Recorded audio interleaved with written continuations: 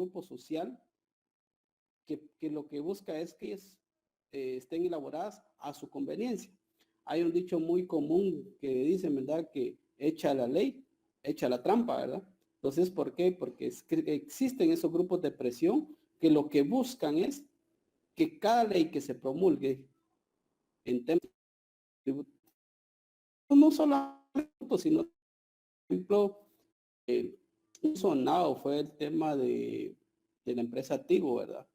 Que Tigo fue una empresa que financió campañas de partidos políticos y después buscaba sus prebendas a través de leyes que fueran en favor o en pro de su economía como empresa.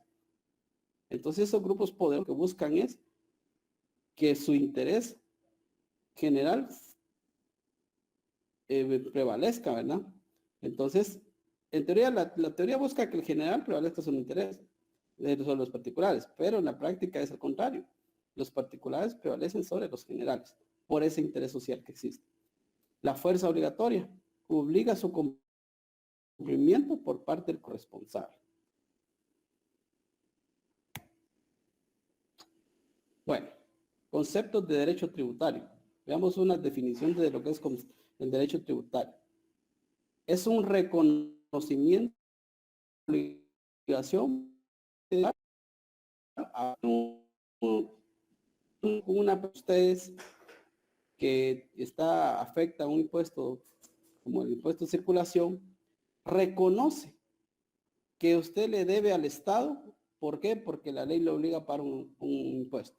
Entonces yo me reconozco como una parte deudora, yo me reconozco como un sujeto pasivo que le da parte al Estado de ese impuesto que estoy reconociendo.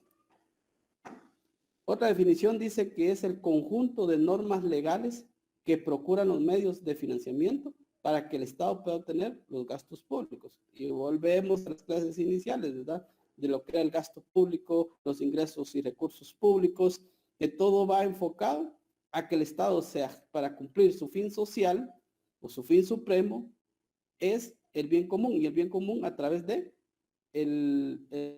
tener a los ciudadanos con educación, con salud y con muchas más que el mismo Estado busca para que todos sus ciudadanos puedan tener al alcance todas estas necesidades, y eso se llama el bien supremo, el fin del Estado. Un tratadista como Dino Harach indica que el derecho tributario es el conjunto de normas, principios jurídicos que se refieren a los tributos. La ciencia del derecho tributario que tiene por objeto el conocimiento de esas normas y principios. Definición del derecho tributario. Tenemos el derecho tributario material. Es el que contiene las normas sustantivas relativas en general a la obligación tributaria. ¿A qué se refiere el derecho tributario material? Es aquel en el cual se regula el pago en sí del impuesto. O sea, es el hecho del impuesto. El vehículo tiene a pagar definitivamente. Ese es el ámbito de impuesto. Sigue es el imponer un impuesto a través del hecho generador. Entonces, el derecho material va a estar contemplado por las diferentes leyes en las cuales se destina o se obliga el pago de un tributo. A diferencia del derecho tributario formal, que estudia todo lo concerniente a la aplicación de la norma material, en el caso concreto, en sus diferentes aspectos. Entonces, ya le voy qué es derecho material y qué es derecho tributario formal. Entonces, pero en sí lo que busca el derecho tributario,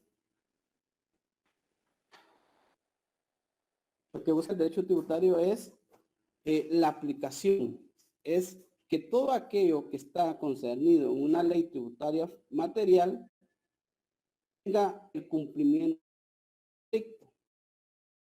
Y creo que me van en un poco más. Material del impuesto al valor, que un hecho generador es la venta de bienes o mercancías, ¿verdad? O la prestación de servicios. Ese es el hecho generador. Esa es la norma que establece la obligatoriedad del pago del mismo. Más el derecho tributario formal son todas aquellas obligaciones que tiene el contribuyente, pero que no tienen nada que ver con el pago del impuesto.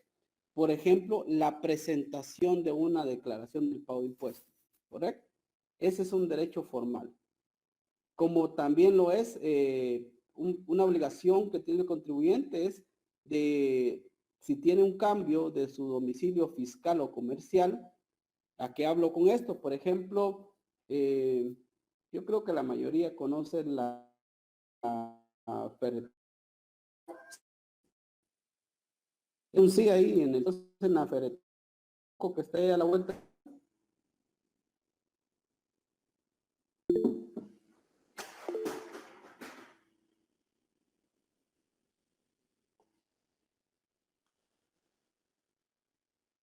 Solo Edwin, no, ahí lo vamos a llevar a pasear allá a la ferretería. Ok, ¿qué pasa si la ferretería Secoco decide cambiarse de sus instalaciones y decide cambiarse y poner su negocio en la Metroplaza? Pongamos a la par de la Metroplaza, hay una bodega más amplia y deciden por estrategia comercial, por amplitud, cambiar su negocio para esa bodega. Ese traslado del domicilio, se llama domicilio comercial. Ese traslado de un lugar a otro, el código establece dar administración tributaria. No gesto, más sí una obligación formal de dar el aviso a la administración tributaria. ¿Correcto? Entonces, otro ejemplo de derecho tributario material, el impuesto sobre la renta, para aquellos que tienen, que son, por ejemplo, en mi caso, voy a colocar yo como ejemplo, yo trabajo para la Superintendencia de Administración Tributaria y pago el impuesto sobre la renta en relación de dependencia. ¿Por qué? Porque soy una persona que está obteniendo una renta por laborar en dicha institución. Entonces, ahí yo tengo una obligación material de pagar el impuesto sobre la renta por lo que yo obtengo por mi salario. Más adelante, cuando veamos el ISR, vamos a ver cómo se efectúa la determinación de ese impuesto, pero ya tengo la obligación material. Otra obligación formal es que para algunas empresas la ley del impuesto sobre la renta establece que deben presentar, bueno, para todas las empresas que están en el régimen, más adelante vamos a ver los regímenes también, el régimen sobre actividades lucrativas. Entonces ahí genera una obligación de presentar su inventario cada semestre, su inventario a 30 de junio y su inventario a 31 de diciembre. No hay una obligación de pago de impuestos, más sí una obligación formal. Entonces, ese es el derecho tributario formal. Y por último, tenemos el derecho tributario procesal. Es el que estudia lo relacionado con las normas que regulan los trámites administrativos y la resolución de conflictos. Y la resolución de conflictos de todo tipo y que se plantea entre el fisco y entre los particulares. Bueno, aquí el derecho tributario procesal es cuando ya hay una disputa, cuando ya hay una discrepancia entre la administración tributaria y el contribuyente. Dicen, bueno, fíjese que la administración tributaria dice que usted dejó de pagar 10,000 quetzales, pero el contribuyente no está de acuerdo porque el auditor que está formulando ese ajuste está interpretando la ley de otra manera. Entonces, ya es necesario que se inicie un proceso administrativo tributario en las diferentes instancias que establece el Código Tributario ante la administración tributaria. Entonces, ahí están los plazos, ahí están los recursos, todo lo que usted puede ver en un tema de proceso. Entonces, ya tenemos la obligación de pago de impuesto, la obligación de algunas formalidades y el tema del derecho que me da todos los procesos para llevar a cabo una discusión o una dilucidación del tema del el pago de un impuesto formulado por la Administración Tributaria. ¿Alguna duda, chicos? El derecho tributario.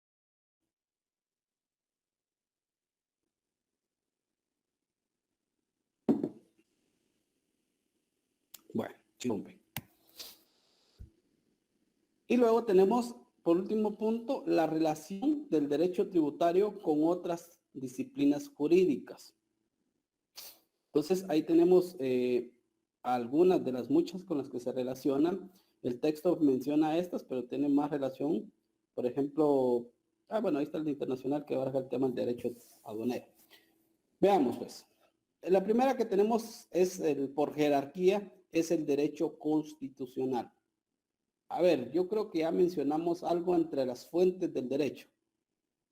¿Hay alguien que me diga cómo se relaciona el derecho tributario con la Constitución Política de la República de Guatemala? Mencionamos algo con las fuentes en la clase anterior.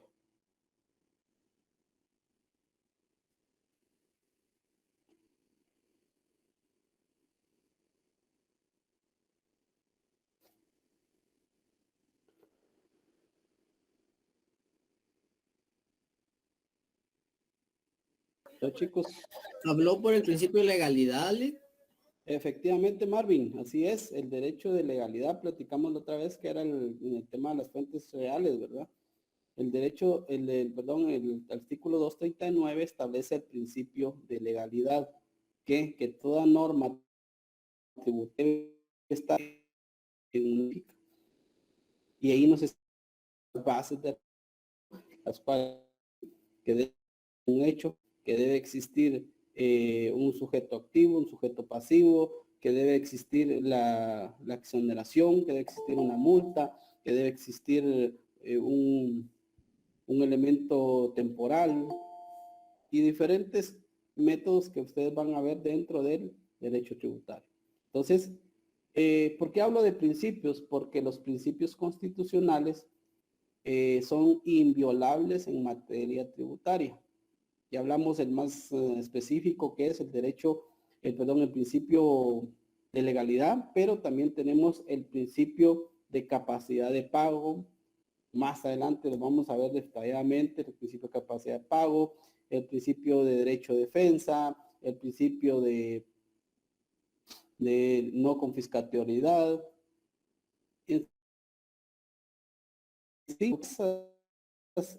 Del derecho constitucional se relaciona el derecho tributario. Veamos el siguiente con el derecho. A ver, alguien que me diga por qué piensa que se puede relacionar el derecho tributario con el derecho financiero.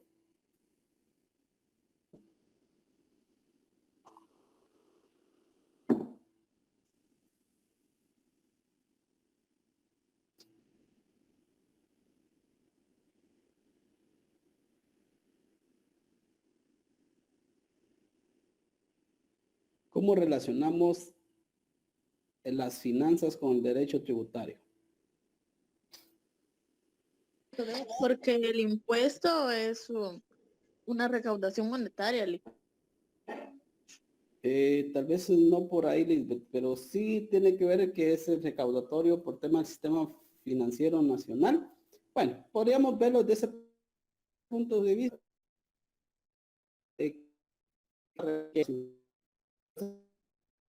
Se recauda el sistema financiero a través de Claraguate, usted la impresiona y pum, va a una agencia virtual o una agencia bancaria y usted presenta el pago de impuestos y ahí tiene relación. Podríamos verlo desde ese punto de vista. Pero veámoslo desde el punto de vista del financiamiento. ¿Qué pasa si una empresa necesita realizar un arrendamiento financiero? ¿Tienen claro lo que es un arrendamiento financiero con opción a compra? Más o menos. Ok. Bueno, ¿qué pasa con el arrendamiento financiero? Entonces, el arrendamiento financiero lo que establece es que hay dos personas involucradas. Una de ellas es el arrendatario y el arrendador. Entonces, uno de ellos, el que da el activo en arrendamiento, va a registrar dentro de su activo el activo que está dando en arrendamiento y lo puede depreciar, y esa depreciación genera un impuesto. Pero la figura como tal es el leasing operativo o leasing financiero. Entonces, como es una actividad financiera regulada por derecho financiero, entonces, por razón que la acción o el genere uno y otro tienen relación en la del pago. Veamos ahora con el administrativo. Acabamos de hablar muchos aspectos del derecho procesal, pero que el tema administrativo es que la SAT como tal establece que existe un mecanismo, que existe una entidad del Estado sobre la cual se rigen diferentes normas administrativas. Háblese ahí de derecho laboral, háblese ahí derecho de organización sindical. Entonces, todo esto también tiene su efecto en la recaudación de impuestos. Con el derecho procesal, lo voy a explicar hace un ratito. ¿Quién me dice qué relación tiene con el derecho procesal?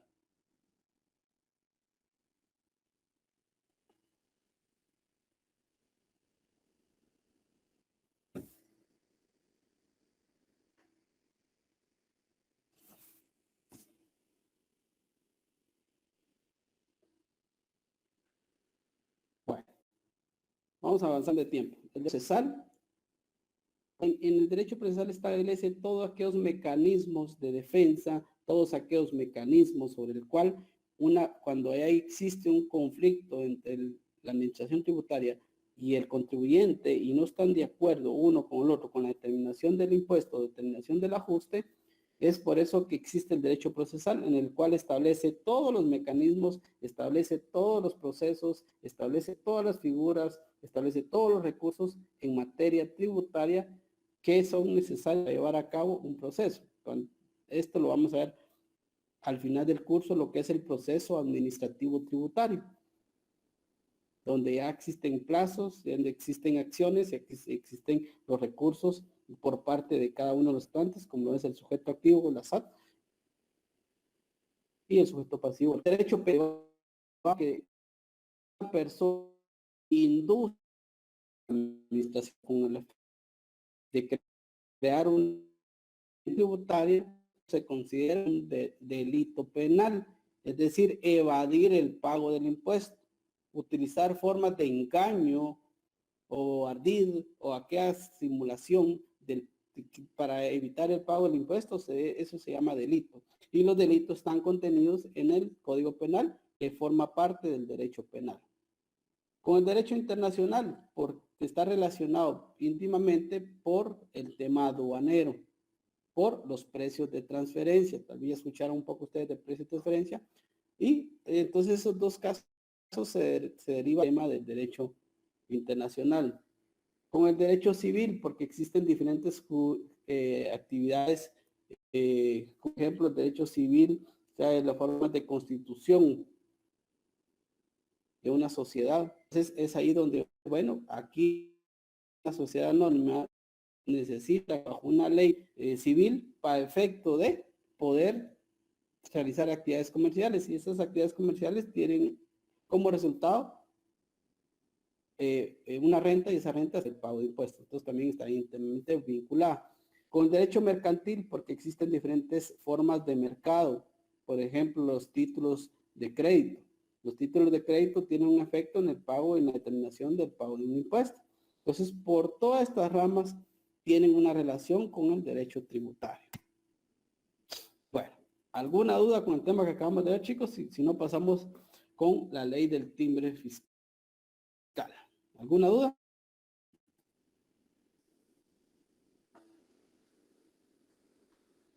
El derecho civil podría... Con el derecho civil. Correcto. Por ejemplo, una compraventa.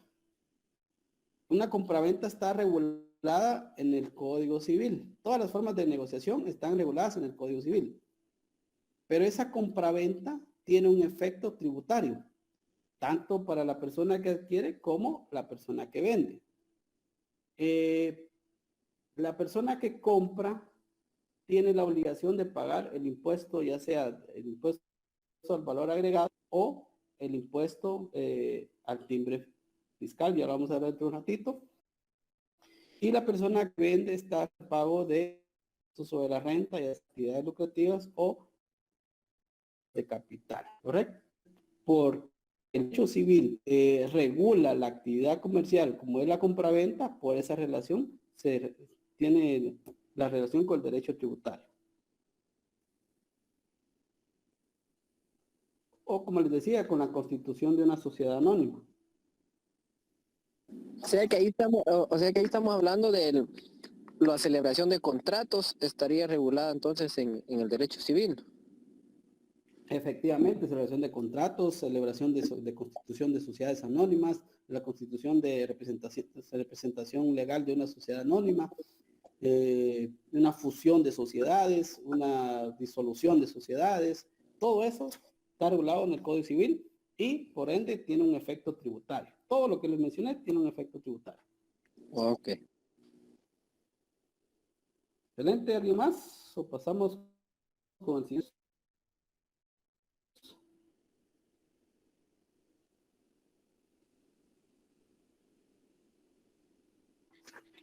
Okay. Sí, a la orden. ¿Esto lo va a colocar en el examen? Esto si lo voy a colocar en el examen, sí. Ah,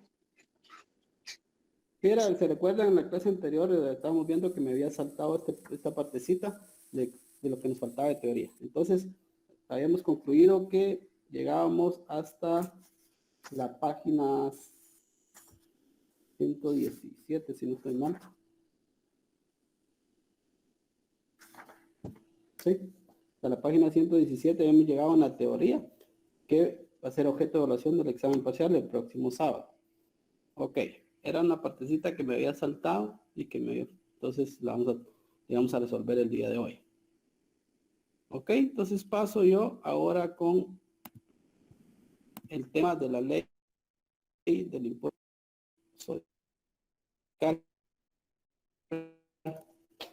de emplear más. No vamos a ver todo su articulado, sino que vamos a ver ciertos artículos que son necesarios de comprender, debido a que esta ley es poco usada. La coloco en el primer parcial por esa sencilla razón.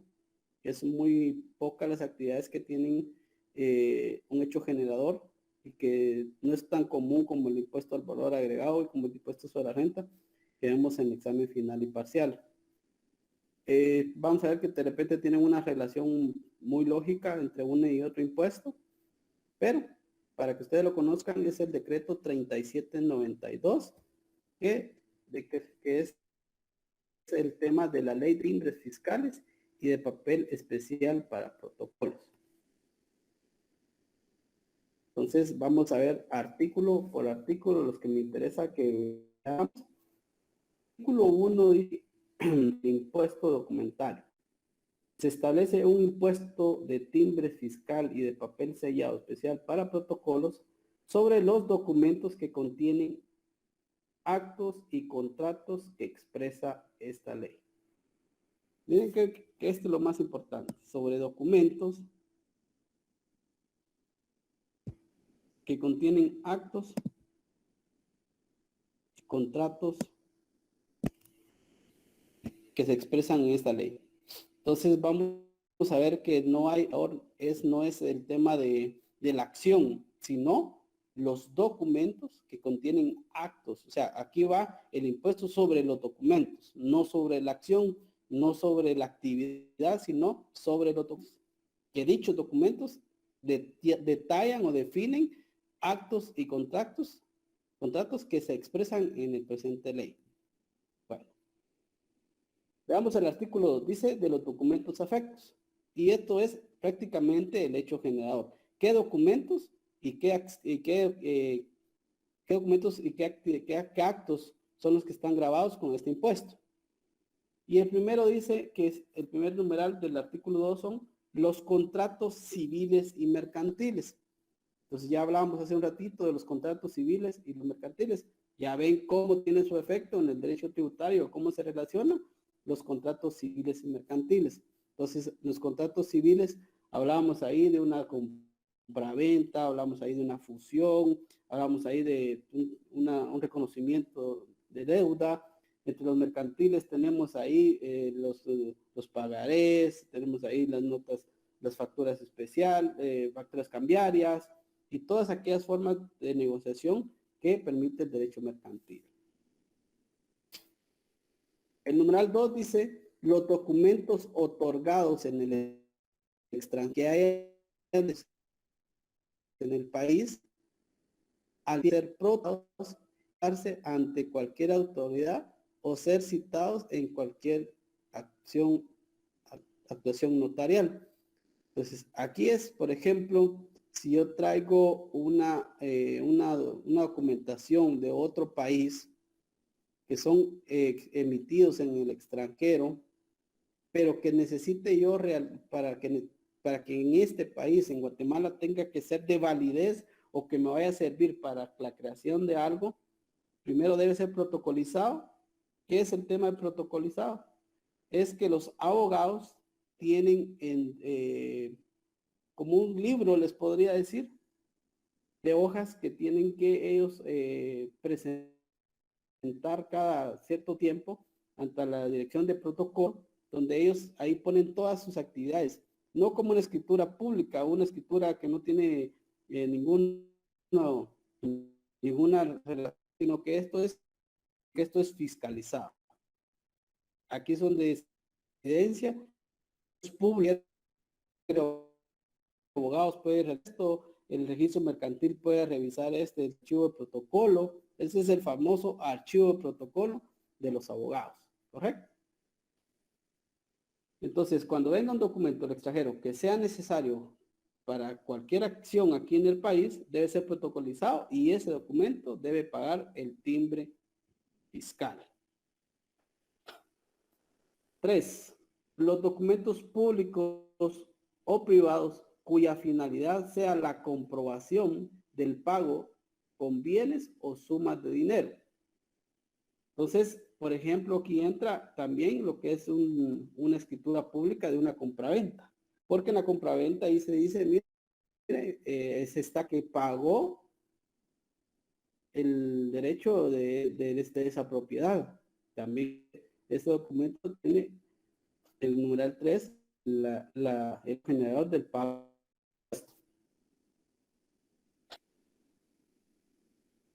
Si tienen alguna duda, porque justo me pueden intervenir. Oscar, por favor. Buenas tardes, Lick. Tengo una duda con respecto que yo tuve la oportunidad de ver un convenio de una entidad internacional que hizo una donación a una institución. Entonces, ese documento tuvo que ser protocolizado aquí en Guatemala. Dependiendo si va a tener efectos, por ejemplo, como es una donación, tendría, bueno, pero el convenio como tal, sí, porque dijera, lo que pasa que si el convenio solo para efectos de establecerla no tiene ningún efecto tributario. Pero si el convenio de cooperación me va a servir para que las donaciones que vengan de otro país a Guatemala me sirvan para solicitar a la SAT o al servicio aduanero la exención del pago de derechos arancelarios y el pago de impuestos internos, porque no voy a comerciar con esos bienes, sino que los voy a hacer en donación.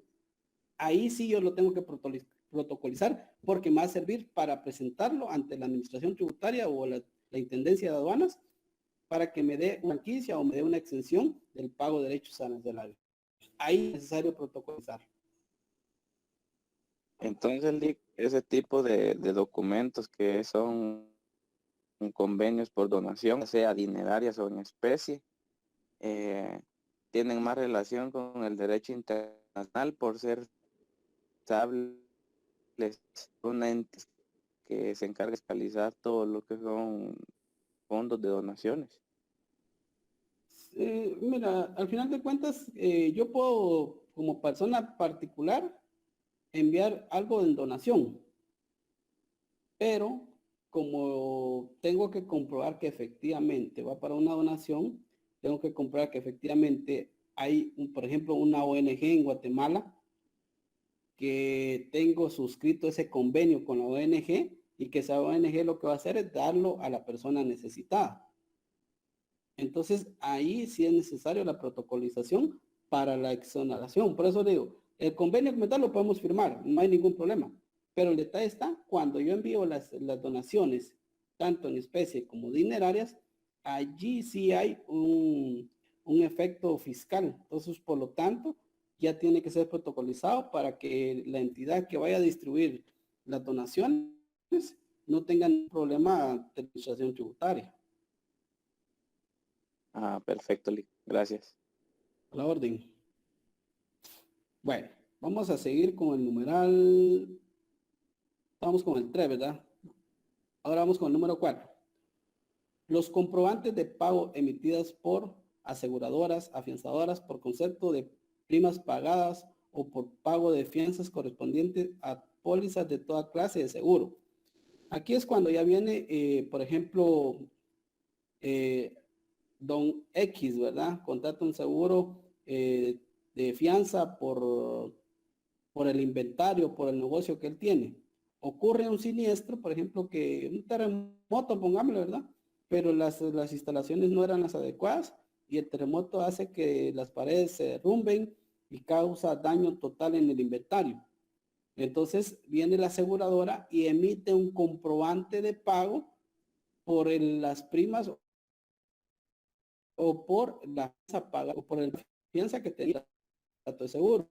Entonces, esto que emite la aseguradora está afecto al pago de timbre, ¿correcto? Les voy poniendo casitos ahí de ejemplo, ¿verdad? Para que ya cuando veamos los casos como tal, podamos interpretarlo y saber en qué numeral, si está afecto o está exento, no tiene ninguna relación del pago de impuestos.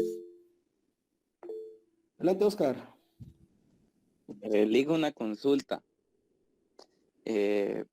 Cuando son contratos, por ejemplo, de trabajo, más que todos los que son de renglones, por ejemplo, 029, yo me he dado cuenta que hay instituciones que les piden una fianza de cumplimiento y las pagan en el banco. Entonces, yo tengo dudas si que esa fianza al final de cuentas, o sea, pasa al fondo del banco o ¿qué No, hace el banco con esa fianza? sí, lo que pasa es el siguiente tema. Por ejemplo, los contratos que realiza valga la redundancia, una constructora, por ejemplo, un tramo carretero, el Estado siempre pide una fianza ahí se me fue el nombre, la ley de contratación. La de cumplimiento, efectivamente, quiere decir que por ejemplo, ya entregó el proyecto y pasa, por ejemplo, el libramiento de Chimaltenango, si dentro del plazo establecido en el contrato sucede eso, el Estado ejecuta esa fianza por los daños y perjuicios ocasionados, que es por un porcentaje del valor total del proyecto. Pero si no, simplemente pasa el plazo de garantía, podemos decir, que establece el contrato, entonces ahí el banco viene, la aseguradora le reintegra el valor de la adquirido, porque son como.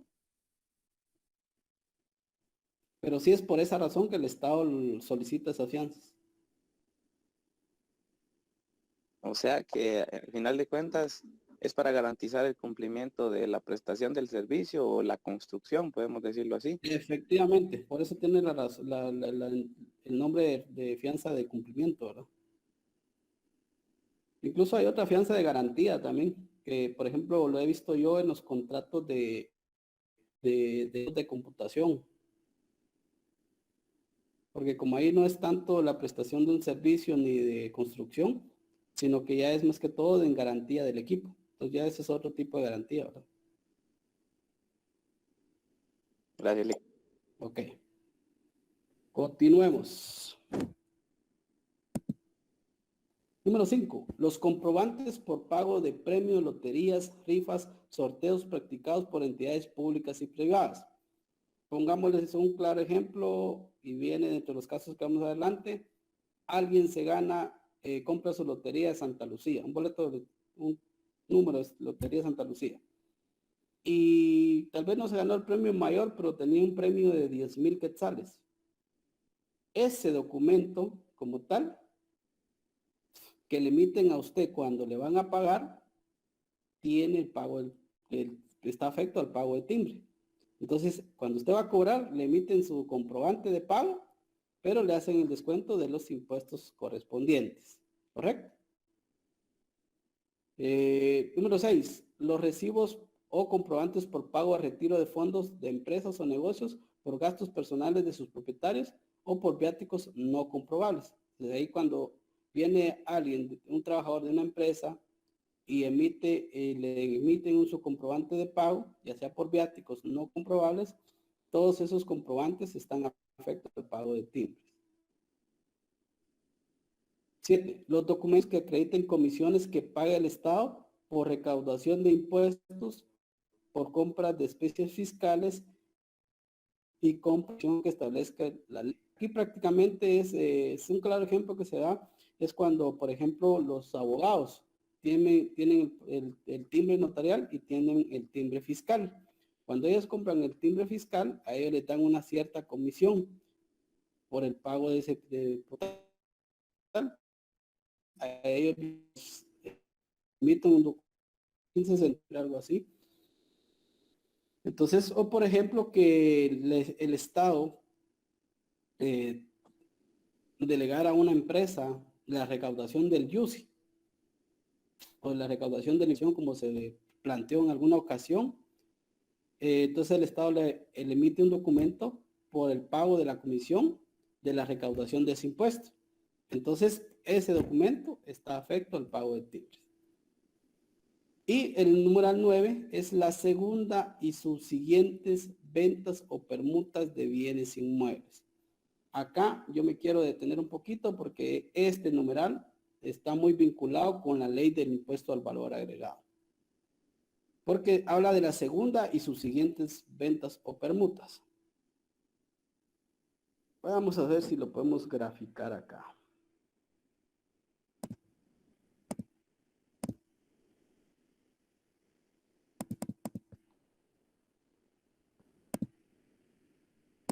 Vamos a dibujar.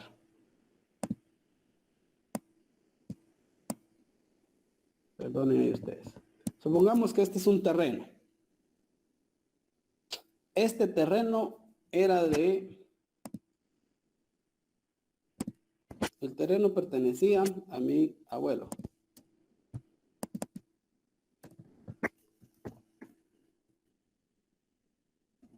Bueno, correcto, en el 2016. Pero en el 2018 pasó a favor de mi papá. En 2018. Pero ¿qué pasa? Mi papá tiene a 1, a 2, a 3 y 4 hijos.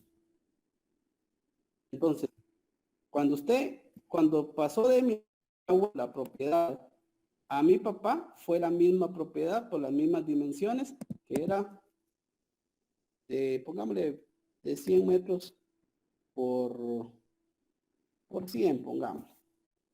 Esas eran las dimensiones del terreno. Tenía los terrenos cuando uno los inscribe, tienen un número de folio. Para acá. Tienen un número de finca, número de folio y libro.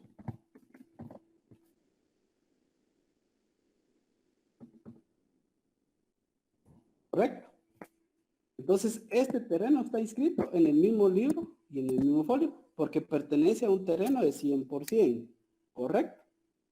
Cuando pasó a propiedad de mi papá en el 2018, fue una finca porque era la misma medida. Pero ¿qué pasa cuando mi papá, supongamos que no se lo quiso dar a mis hermanos, sino que lo vendió a los cuñados, que lo vendió a los cuñados o se lo vendió a 4 vecinos? Pongamos así para no poner tema familiar. Viene mi papá y lo vendió a 4 vecinos en 4 partes iguales. Entonces vino mi papá y decide que lo va a vender por partes iguales.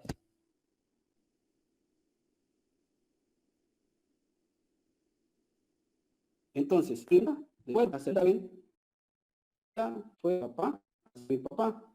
Ahora aquí lo inscribe por primera vez. La segunda es cuando me la vende a mi papá. Correcto, hay una segunda venta. Entonces, por lo tanto, ya paga el impuesto de timbres fiscales. Pero ¿qué pasa cuando mi papá se lo vende a los 4 vecinos? Entonces ya viene y genera 1, 2, 3, 4 números de finca, de folio y libro. Por lo tanto, estas de aquí se convierten en nuevas inscripciones y nuevas ventas, primeras ventas. Entonces, cuando este vecino de acá decida vender, va a ser la segunda.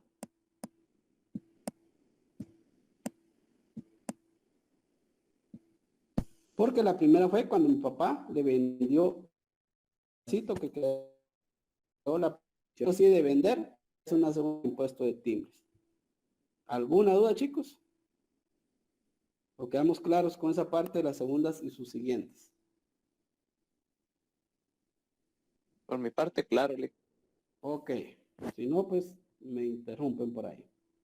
Entonces, eso es la primera parte de la ley de timbres, que son los documentos que contienen actos y contratos.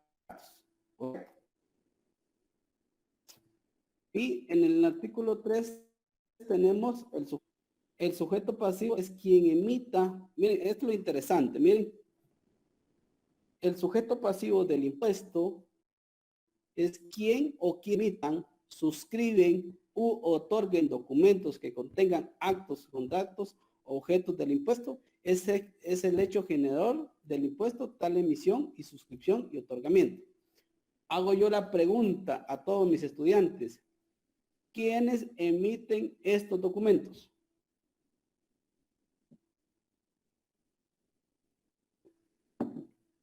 Los abogados. Efectivamente. Entonces, si el abogado emite este documento, ¿quiénes tendrían que pagar el impuesto?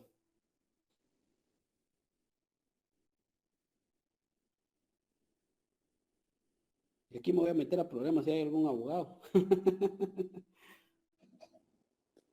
Sí, son los abogados. ¿Sí? Pues, en total, el impuesto lo termina pagando la persona que contrata los servicios del abogado. Porque como la persona necesitada, por ejemplo, yo necesito realizar una compraventa. Es el ejemplo más claro. Si yo necesito realizar una compraventa, imagínense, pongamos el ejemplo del terreno de 100%, que ya es una tercera venta. Y yo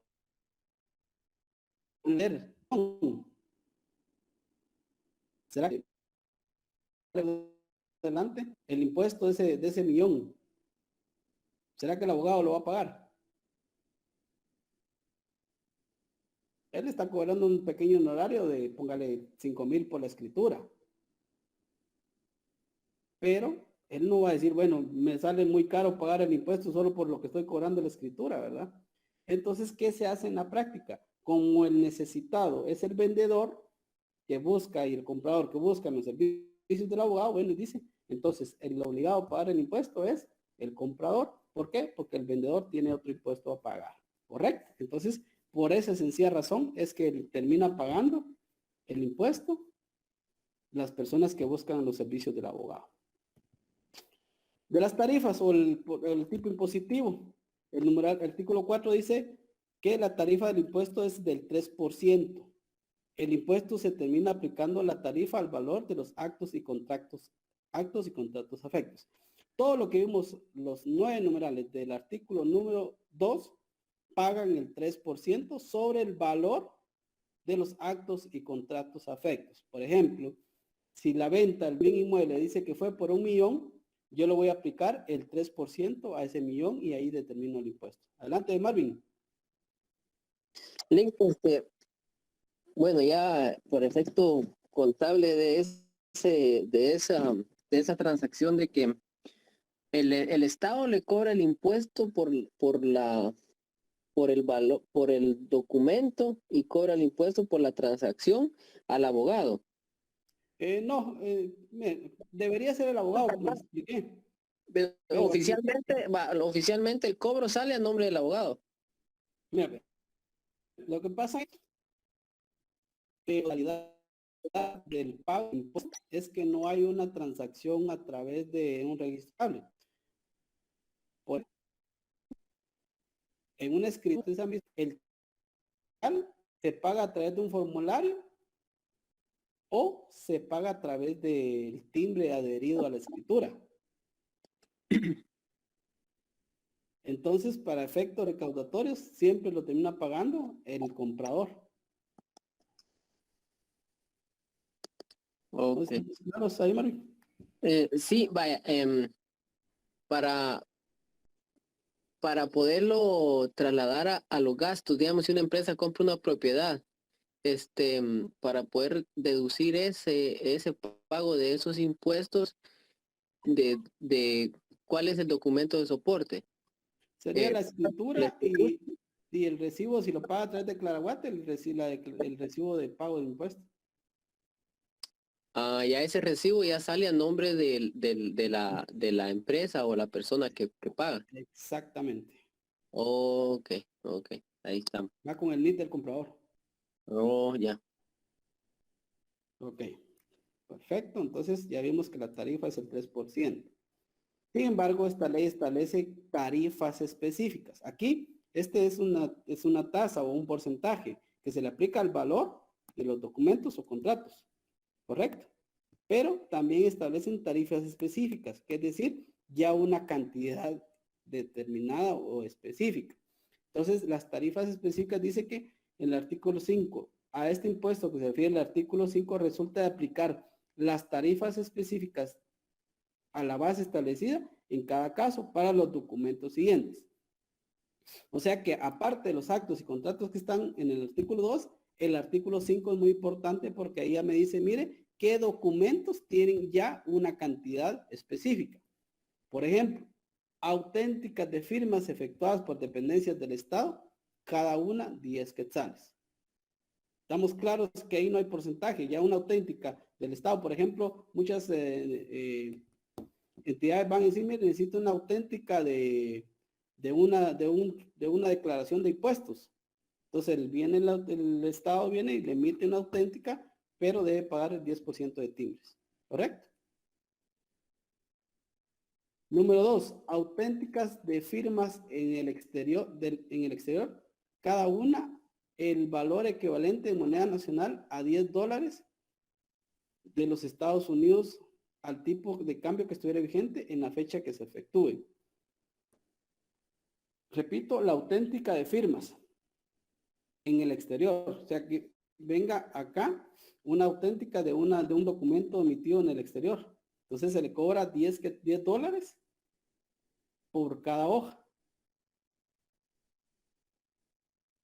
O sea, por cada hoja firmada. Entonces ahí se le aplica el $10 al tipo de cambio que se esté efectuando la transacción. Número 3. Por cada razón puesta en los registros públicos al pie de los documentos que se presentan en el registro. 50 centavos. Por ejemplo, si usted quiere ponerle, por ejemplo, una persona que su hija nació en el extranjero, pero que optó por la nacionalidad de Guatemala, lleva una razón en la partida de nacimiento. que es una persona que obtuvo la nacionalidad guatemalteca por origen de los padres. Esa razón le cobran el timbre fiscal, ¿correcto? Los libros de contabilidad, hojas movibles de contabilidad, actas o registros, por cada hoja 50 centavos. Entonces, ustedes, que algunos que son contadores, tienen que saber que por cada hoja de contabilidad que ustedes tengan, deben de pagar 50 centavos de timbre fiscal por cada hoja. 5. Títulos, credenciales o documentos acreditativos de nombramientos o cargos o comprobantes de representación de personas jurídicas en cualquier naturaleza extendidos en acta notarial o en cualquier forma. Se exceptúan el pago de este impuesto los nombramientos o documentos acreditativos de representantes de cooperativas a los cuales se rige lo dispuesto a las leyes especiales. Por ejemplo, aquí lo más común son los nombramientos de representante legal. Esos tienen una tarifa de 100 quetzales, pero se exceptúan los representantes de las cooperativas. Ya vamos a ver más adelante por qué. Los índices, testimonios especiales, copias simples o legalizadas, actas notariales por cada hoja de papel, 50 centavos. Esa es otra tarifa específica. Acta de legalización notarial de firmas o documentos. O sea, yo quiero legalizar una firma o un documento, vale 5 quetzales. Se tiene una tarifa de 5 quetzales. Los poderes, o sea, que dice, mire, yo, por ejemplo, cuando hay una pareja que solo que quiere viajar, una de ellos quiere viajar con un menor de edad. Entonces, pero como no puede viajar si no son los dos padres, se emite un poder. Entonces, ahí dice, bueno, voy a emitir un poder para que pueda decirle a José, poder para que pueda chatar a la ciudad de Estados Unidos. Entonces, ahí dice, los datos generales, la primera hoja, 10 quetzales, y especiales, la primera hoja de testimonio, 2 quetzales. Cubiertas de testamentos cerrados, 200 quetzales. Hasta cuando uno se muera, tiene que pagar impuestos. Patentes de invención, el título correspondiente, 50. Extendidas por el registro mercantil para empresas individuales, 50. Para sociedades mercantiles, 200 quetzales. De buques que se matriculen bajo la bandera guatemalteca por cada 100 toneladas o fracción, 100 quetzales. El 11, drogado. Títulos reconocidos legalmente para ejercer su profesión. O sea, cuando ustedes van a pagar, se gradúen, tienen que pagar 100 quetzales de timbre y tienen que registrarlo ante la administración tributaria. Esos son otros 20 pesos. Pero el de por títulos universitarios. Carreras técnicas, cuando ustedes se graduaron de perito contador o la carrera que hayan estudiado, tuviesen pagado 25 quetzales, pero por la mitad, regularmente los centros educativos incurren en el pago del mismo. Títulos de concesiones de explotación de bosques nacionales, minas, canteras o cualquiera otras, 1000 quetzales por ese título. El 14, el 15, drogado. El 16, promesas de compraventa de bienes inmuebles. O sea, solo realizar una compraventa, una promesa tiene 50 quetzales. Los testimonios de escrituras públicas de constitución, transformación, modificación o fusión de sociedades, la primera hoja, 250. ¿Ok? Estamos claros que hay el artículo 2 y el 3 se refieren a porcentaje y el artículo 5 se refiere a tarifas específicas. Y otro, como si se dan cuenta, impuesto de timbre fiscal, ese es uno, lo que acabamos de ver, y papel especial sellado especial para protocolos.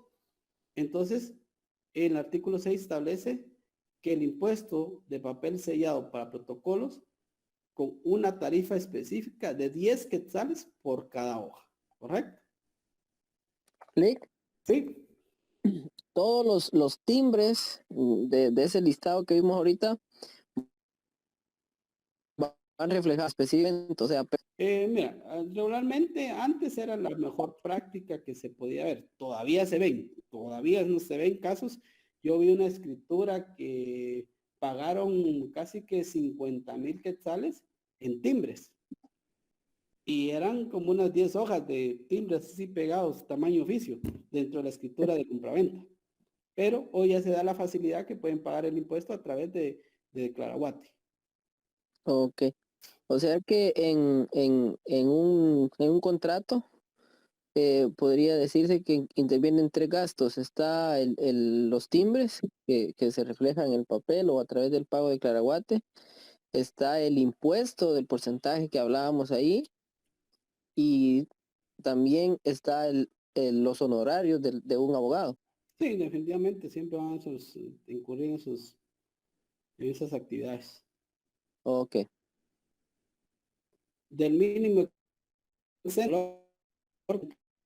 grabado valor sea el 3 que se genera. Es decir, que si un documento que compruebe el pago, por ejemplo, que un billete de lotería se ganó 25 quetzales, eso está exento, no paga este impuesto, ¿verdad? O sea, de 33 quetzales en adelante, ya paga impuesto. El 8 no es muy importante. El 9 dice de los contribuyentes del impuesto al valor agregado. Los contribuyentes del impuesto al valor agregado están afectos a pagar el impuesto de timbres fiscales en actos y contratos que se celebren de conformidad con esta ley, cuando dichos y actos y contratos no sean grabados por impuestos de la renta. Pues, bueno, por el impuesto al valor agregado. ¿Qué quiere decir? Que cuando no los graba el IVA, los graba el timbre fiscal.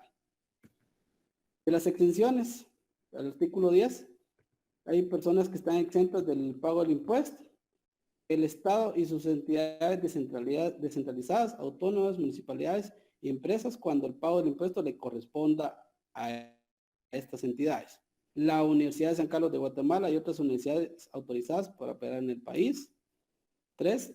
Establecimientos educativos privados que realicen planes y programas oficiales de estudios, así como los autorizados como experimentales, cuando el pago del impuesto les corresponda. Denme un chachoncito, chicos.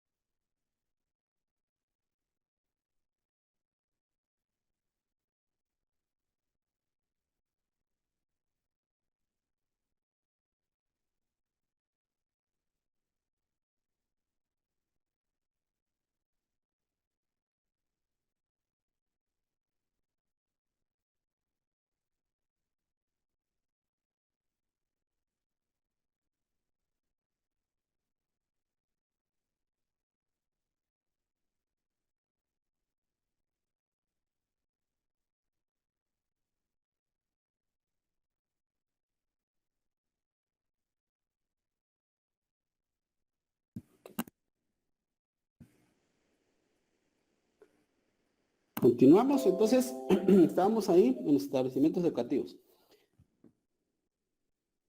Número 4, tenemos las asociaciones, fundaciones, instituciones de asistencia pública o de servicio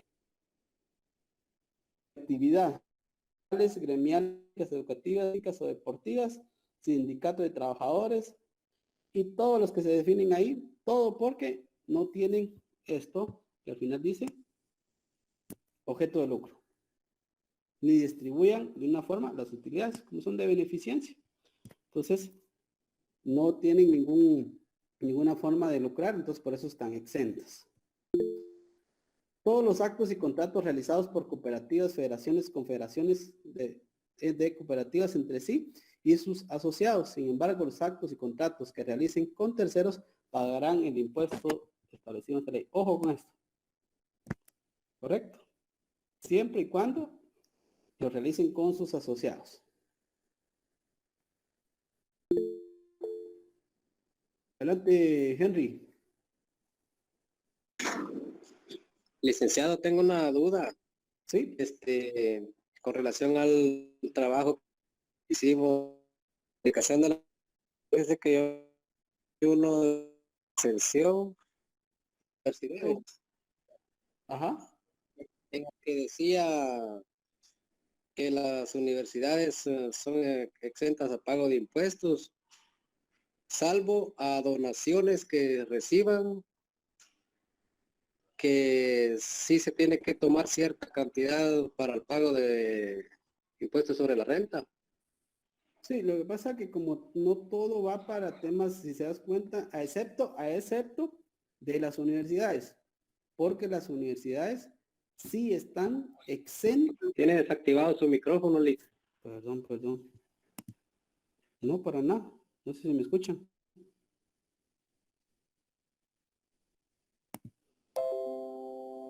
¿Se le escucha, Luis? Sí, se me escucha, Nick. Sí, ok.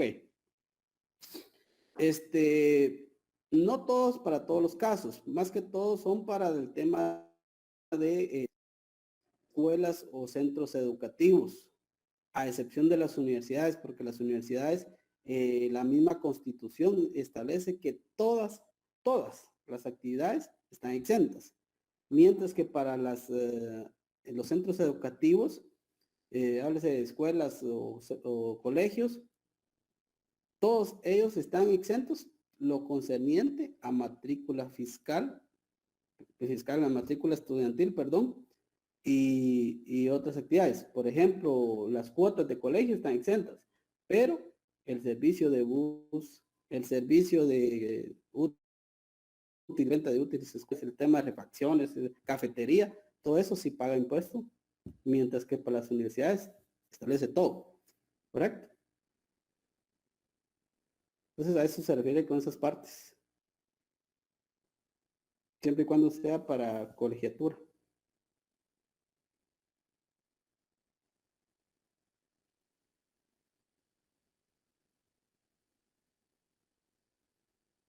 Ahí conseguimos la orden, Henry.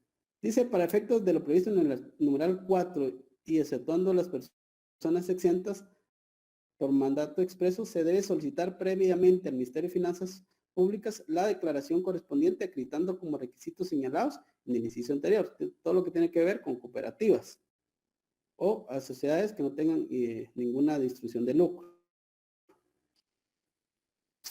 Ok. Actos y contratos exentos. Están exentos del impuesto los documentos que contengan actos y contratos. Allá vimos personas. Ahora vamos a ver qué documentos y qué actos están exentos. Dice todos los contratos y documentos que contengan actos grabados con el impuesto al valor agregado, independientemente de quién los realice, tenga o no la calidad de contribuyente de dicho impuesto. O sea, todo lo que esté grabado en el IVA está exento en el timbre. Los recibos de comprobantes de viático, presentación de prestaciones de cualquier otra retribución por servicios personales presentados en relación de dependencia que devenguen funcionarios o empleados o demás servidores públicos, públicos y privados en servicio activo, los recibos por prestaciones que arriba al personal en situación de retiro o de sus beneficios, los comprobantes de pensiones, jubilaciones fijadas por los tribunales correspondientes, las prestaciones y las actas o documentos para demostrar la sobrevivencia del personal o en retiro de sus beneficiarios, las aportaciones patronales laborales para la creación de fondos de pensiones aseguradas o no aseguradas. Entonces, todo que tiene relación con el tema salarial de una persona que trabaja en relación de dependencia, pues están exentos del pago del impuesto. 3. Los recibos o comprobantes de pago de estipendios o subsidios por becas, bolsas de estudio o similares. Todo eso está exento, todo que es un beneficio en pro de una persona. Cheques o certificados de depósito también están exentos. Los títulos de crédito, cualquiera otros créditos documentarios que hayan sido expendidos en el extranjero para ser pagados en la República o expendidos en la República para ser pagados en el extranjero, así como cualquier otro documento o contrato relacionado con los mismos, siempre que los bienes hubiesen sido importados o las divisas hubiesen sido cambiadas en el sistema bancario nacional. Entonces, en resumen, un documento que vaya a cobrarse en el extranjero está exento, o un documento del extranjero que vaya a cobrarse en Guatemala está exento. 6. Las aportaciones de capital de las sociedades, la suscripción, la emisión, circulación, amortización, transferencia o pago o cancelación de acciones, todo tipo de sociedades o asociaciones accionadas, así como sus cupones, excepto la suscripción y asignación o traslado de acciones adquirientes finales de las unidades de proyectos inmobiliarios reguladas en el artículo 35A del decreto 10/2012, ley de actualización tributaria, grabadas con. Entonces, todo de capital, acción de acción, a excepción de los proyectos, eso sí está afecto. Los contratos o documentos que contengan préstamos provenientes del exterior, que siempre que los bienes hubiesen sido importados o las divisas hubiesen sido cambiadas en el sistema bancario nacional. 8. La creación, emisión, circulación, negociación o cancelación de bonos, bonos de prenda, debentures o las cédulas hipotecarias, títulos de crédito, en los que intervengan los bancos, entidades financieras sujetas a fiscalización por la Superintendencia de Bancos. 9. La creación, emisión y circulación, negociación, cancelación de títulos de crédito de toda clase, debentures o cédulas hipotecarias, sus cupones e intereses. O sea, todo título de crédito está exento. La emisión y negociación de bonos, notas de tarjetas de tesorería que emiten entidades y sus comprobantes de intereses que deben los mismos están exentos. Las sumas pagadas por liquidaciones totales o parciales de pólizas de seguro por derramo de vida, cualquiera que sea la forma o época que practique, incluyendo los pagos de sorteos, pólizas totales, vencidas o rentas o rescates. O sea, todo lo relacionado a seguros de vida están exentos. Actas comerciales de proveedores del exterior y pólizas de importación y exportación también están exentas.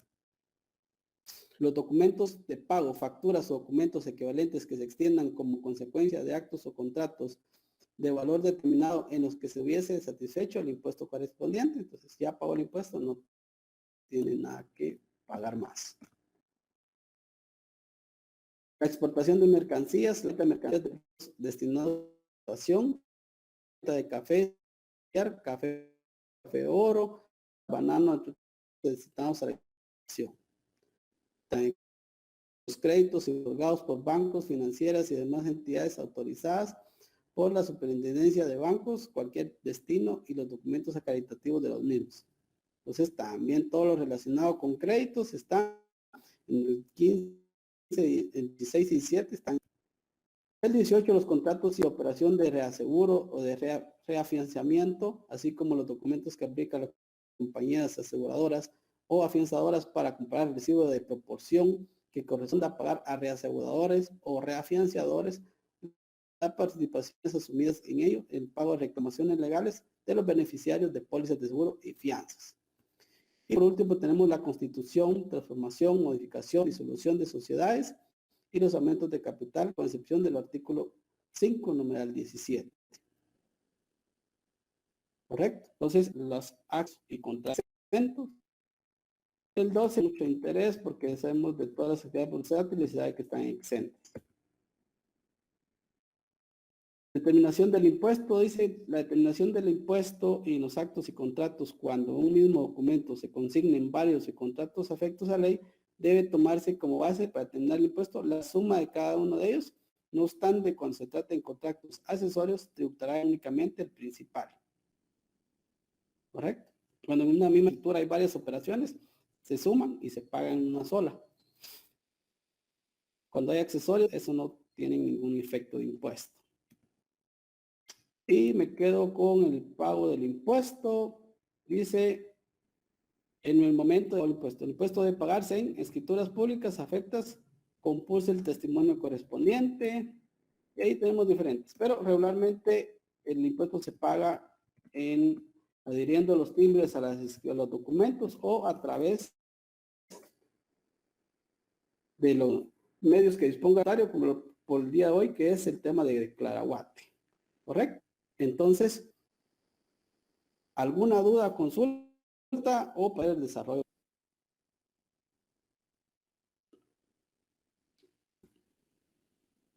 Que son artículos que no tienen tanto interés.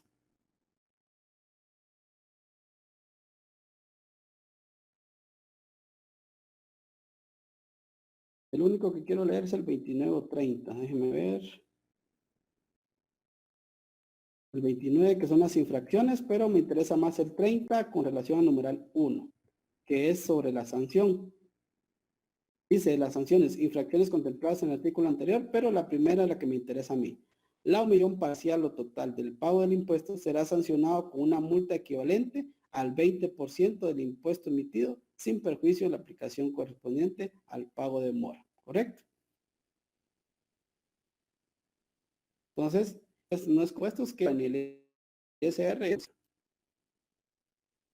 Ok, ¿alguna duda, chicos? Solo con relación al impuesto de las propiedades, no me quedó muy claro. Para que usted me saque la segunda inscripción tiene causa, entonces si si mi abuelo tenía una escritura completa y se la heredó a mi papá paga impuesto o no. Paga el timbre. Solo O el sea, timbre. cuando no hay, solo timbre, cuando no hay modificación en el tamaño de la finca, por ejemplo, hagámoslo así definido, ¿va? Ujú. La primera inscripción fue de tu abuelo. Ajá, esa es la inscripción, ok, ¿sí? Esa es la primera. Ah. Cuando tu abuelo, pongamos que vivió hermanos y a cada hermano le dieron un terreno. Ujú. Entonces, el abuelo vino y pagó el IVA, porque era la primera inscripción, por las Ok. medidas de su terreno. Pero viene el abuelo y se lo vende a tu papá. Esa segunda venta paga timbre. Tu papá viene y se lo vende a tu persona, sigue pagando timbre fiscal. Pero viene tú y se lo vende a dos vecinos, esas dos ventas a cada vecino genera nuevamente IVA porque yo lo voy a partir ese terreno. Entonces, la famosa desmembración. Cuando hay una desmembración, ahí paga IVA, porque se Oh, genera una nueva inscripción. ok, sea que solo del traspaso, no importa cuántas veces se haga, solo paga timbres. Ajá, porque si te da el numeral 9 del artículo 2 dice, segunda, hasta que no exista una participación, hasta ahí hay una nueva inscripción.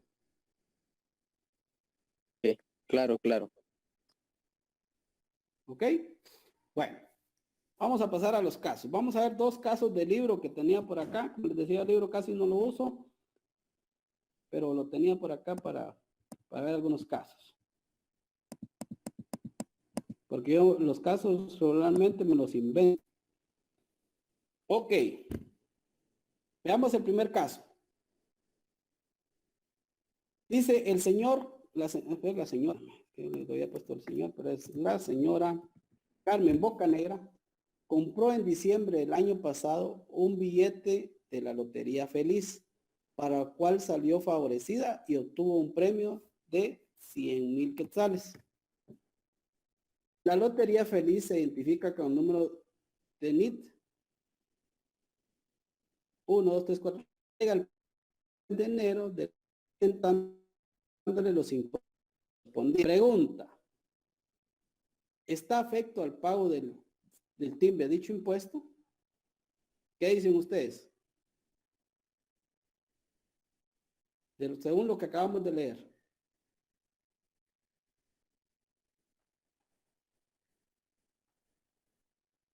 Pues usted dijo Tiene que ese pagar acto, timbre.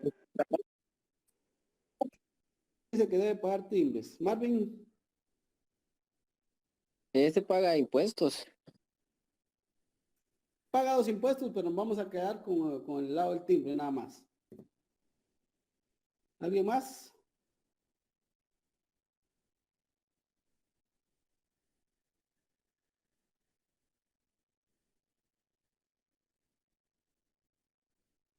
Bueno, chicos, si les puedo compartir este documento por el chat. No me permití. Pero sí, será algo.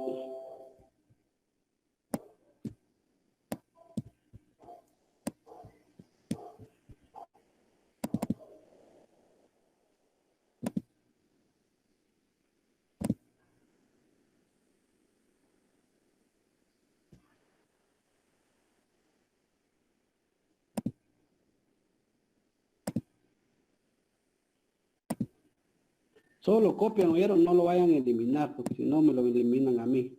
Lo dejé editar para que ustedes lo puedan copiar. Entonces, en el chat, ingresen a ese link y le dan guardar y guardan ese documento para que ustedes tengan acceso a la ley también. Ahí los compartí. Se los voy a cargar en la plataforma, pero ahorita por cuestión de tiempo se los voy a cargar ahí.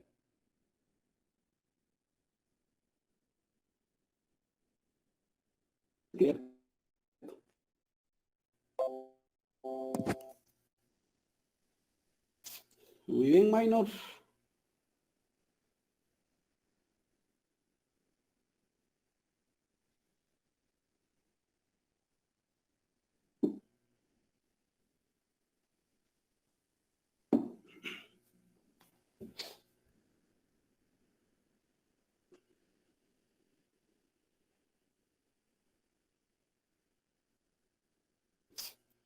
¿Cuántos más ya lo descargaron y lo vieron, chicos? Henry ya se me adelantó.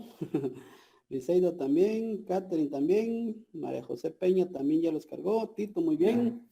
Escríbame ahí en el chat para seguir, para ver si puedo continuar.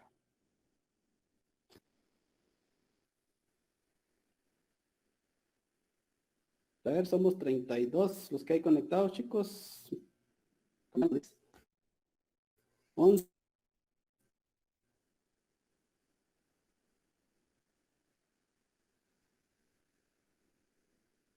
Ok, perfecto. Ahí sigan confirmando los que ya lo escribieron. Mientras tanto, los que ya lo tienen abierto, les voy a ayudar. Sí está afecto. Veamos la base legal. La respuesta. Así me tienen que responder en el examen. Sí, control N. Sí está afecto al pago de impuesto de timbre. ¿Correcto?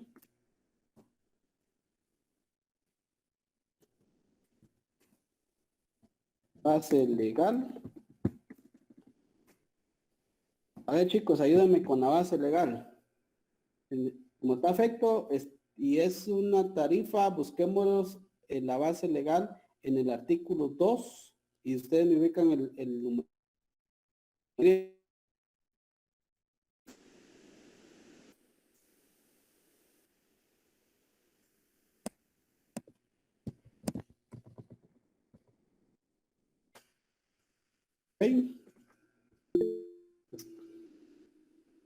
Menos el 2, numeral inciso 5. Vamos a ver quién más.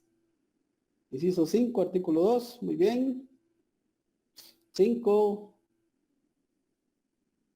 Exacto, vamos. ¿Quién es más? Marvin dice que el 5. Vale dice que el 5. Liceida el numeral 5. María Luis Carrillo dice que el numeral 5. 5. Vamos a ver, ya hay muchos con el 5. Vamos a corroborar. Efectivamente dice los comprobantes por pago de premios de loterías, rifas y sorteos practicados por entidades. Efectivamente, entonces esa es la base legal, es el artículo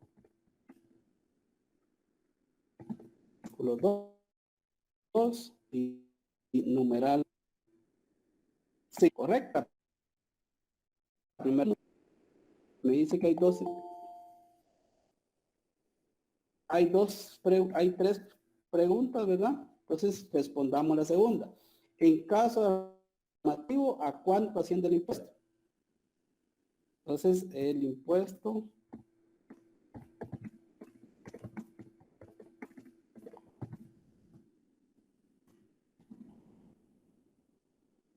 ¿cuánto asciende el impuesto, chicos?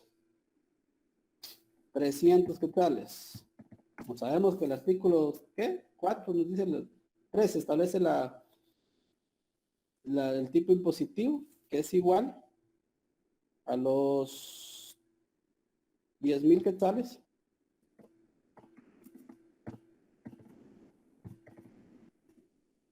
por el 3%. ¿Correcto? ¿Y cuál es la base legal? Artículo 3, ¿verdad? ¿Cuál es la base legal, chicos? 4. Efectivamente, artículo 4. Excelente, muchas gracias ahí por participar. Muchas gracias, artículo 4. ¿En qué fecha y qué forma de pagarlo? Pues es el momento vamos a dejar más de tiempo porque si no, no va a alcanzar el tiempo para los demás casos. Bueno, vamos con el caso. Este está bien interesante. Se fracciona una escritura de sociedad anónima con capital autorizado y suscrito por 25,000. La sociedad se integra por 5 socios y un aporte efectivo de 5,000 cada uno. Los socios le solicitan que le detalle todas las obligaciones del impuesto al timbre a las que se encuentra afecta esta operación para quedar totalmente inscrita con toda la documentación legal necesaria para realizar operaciones. A continuación dice, detalle por lo menos 4 operaciones, las cuales los documentos que se tramitan están afectos al pago del impuesto de timbre y cite la base legal. Bueno, aquí ya nos está el problema, nos está afirmando que paga el impuesto de timbre. Invito, les voy a ayudar, que en el artículo 5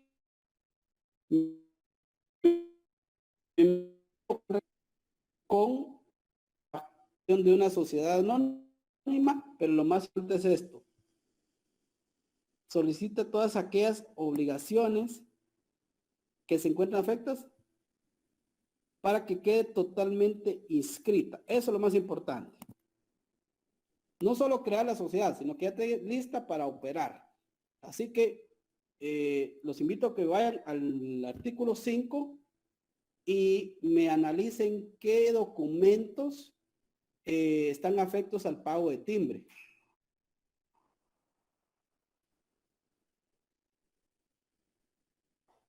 Y me lo van escribiendo en el chat, así yo lo voy escribiendo acá, por lo menos 4, ayúdenme con 4.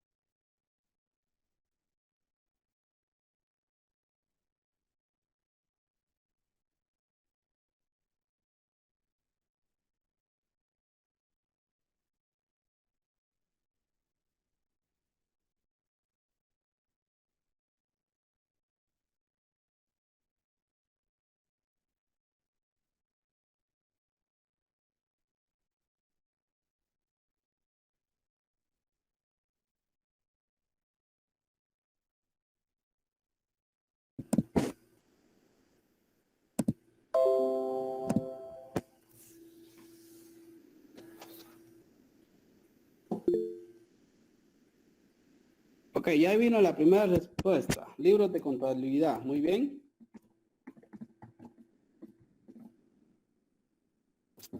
Esa era la más fácil.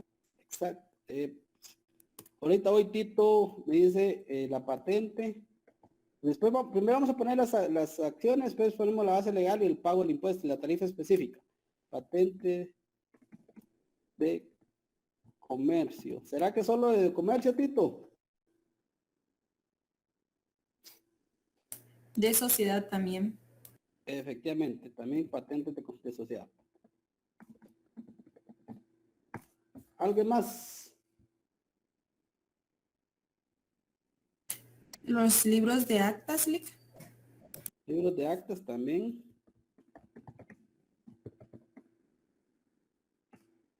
También nombramiento de representante legal, muy bien.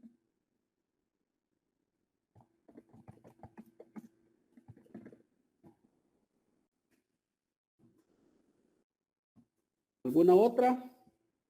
Ya vamos 5.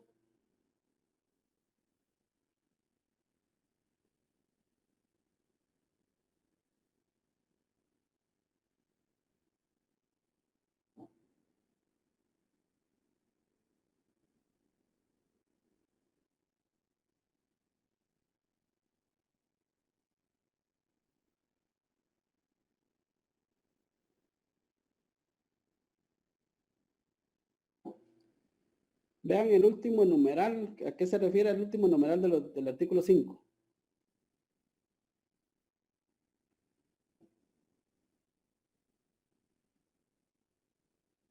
Exactamente los testimonios.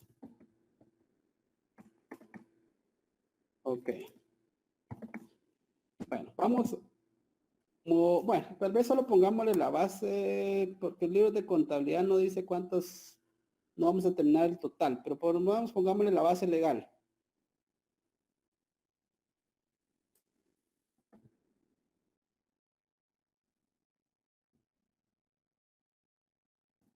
Libros de contabilidad, ¿cuál es? Artículo 5. 5, ¿qué numeral es?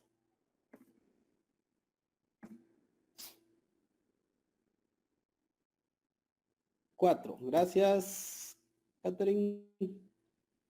Vamos hoy con patentes. Permitamos a copiar esto, así ya solo lo pegamos.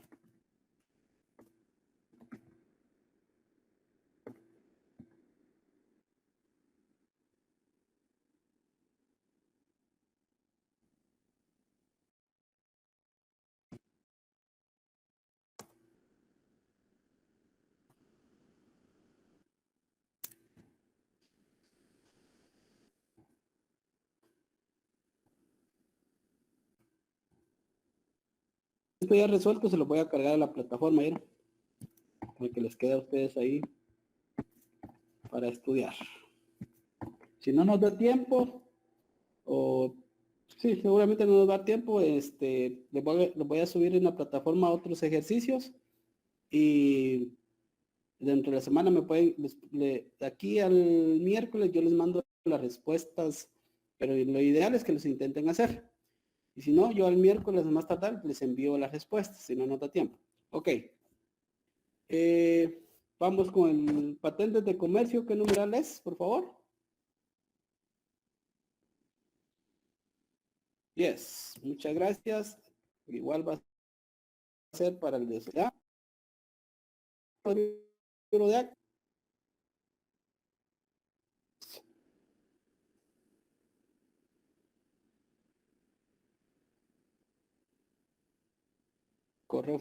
Corroboremos el libro de actas, numeral 7. ¿Estamos seguros con el numeral 7? ¿O lo corroboramos? Ahí está. Sí, Ya me confirmaron varios ahí. No. Ok, nombramiento de representante legal. numeral 5. Gracias. Y el testimonio será 17, si no estoy mal.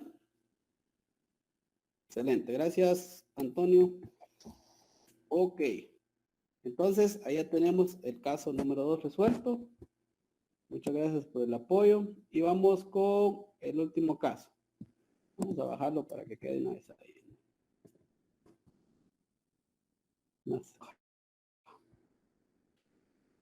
Es la 5 Salvemos al Planeta tiene 3 años de estar funcionando en el tiempo en el cual ha estado realizando actos y afectos al impuesto de timbre. En el mes pasado recibió la visita del autor fiscal Chayán, quien le pidió los recibos de pago del impuesto al timbre. La fundación le comenta que no ha estado pagando dicho impuesto, alegando que está exento, pero no posee la resolución que lo acredita como persona exenta. Usted como asesor fiscal, ¿cómo resolvería este caso? Vamos a ver. ¿Cómo lo resolverían ustedes? Ya vamos aprendiendo un poquito la ley del timbre. Espero ahí sus opiniones.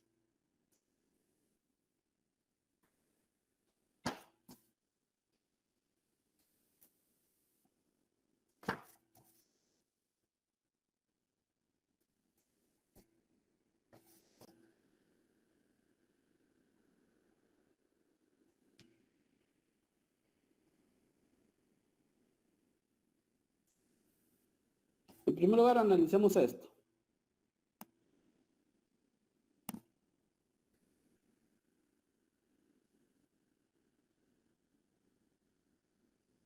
Efectivamente, ya aplicó dos respuestas muy correctas, la de Tito y alguien más. Ahorita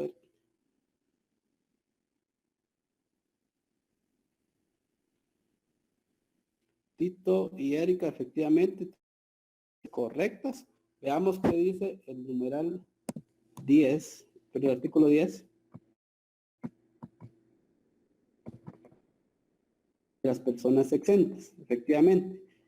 Y nos vamos al numeral 4, porque son asociaciones y fundaciones de asistencia pública. Entonces, como eso es lo importante que vimos acá, que eran sin fines de lucro.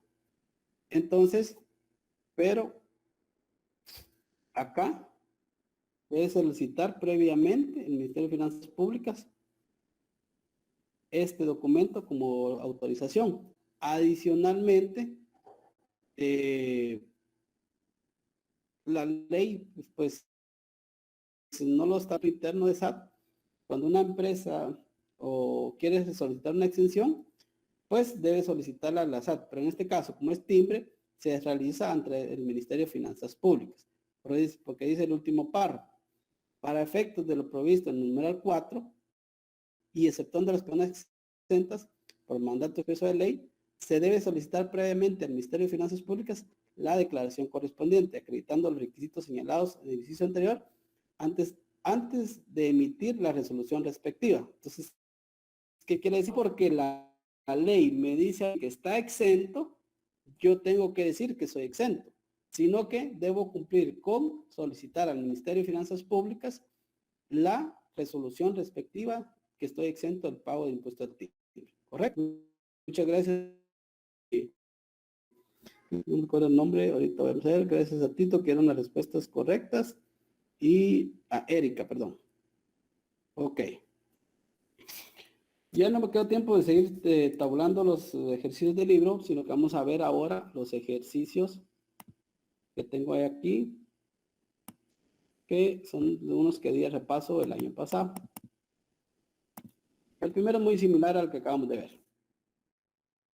Dice, la cooperativa de ahorro CR7 el día de hoy realizó cambio de su representante legal. Para tal efecto, necesitó los oficios de un abogado. Posterior al registro del representante legal en el registro mercantil, le realiza la consulta si el acto de nombramiento del representante legal a través de escritura pública está afecto al pago de timbre fiscal de papel sellado especial para protocolos. ¿Qué dicen ustedes, chicos? ¿Está afecto? ¿Está exento? Espero sus respuestas ahí en el chat. Trabajemos ahí un poquito con la ley. Yo solo estoy guiando con cómo manejar un poquito la ley.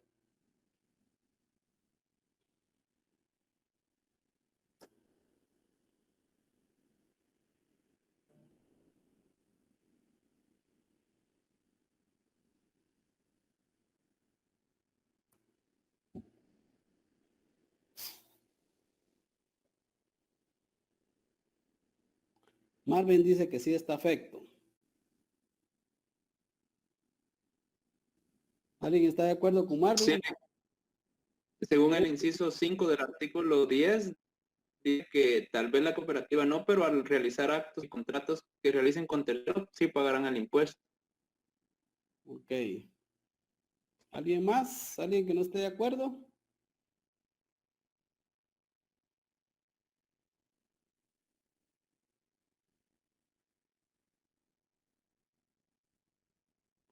¿Todos están de acuerdo que paga impuesto?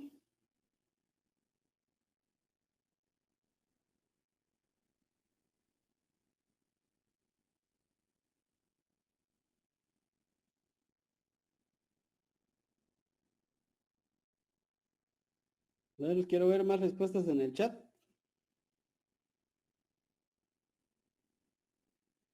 Anthony fue el primero que dijo que no. Dice que no.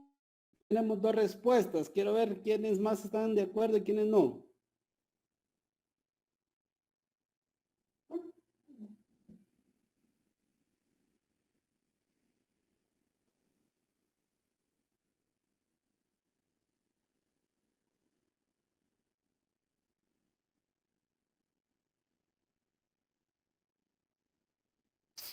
Apenas van como 10 respuestas. Y 2 de ellas son de Anthony. May nos dice que no, Erika dice que no. ¿Quiénes más?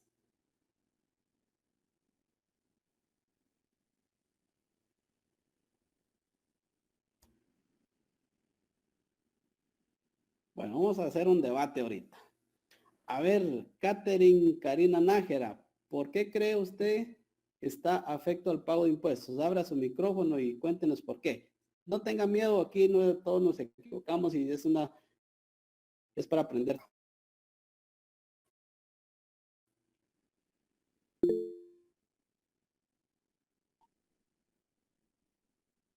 Por eso mi respuesta es sí.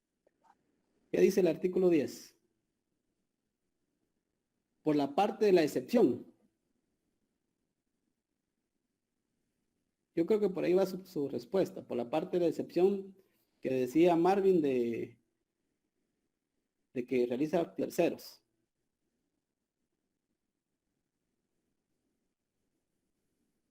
A ver, estimado Tito, ¿por qué no está afecto?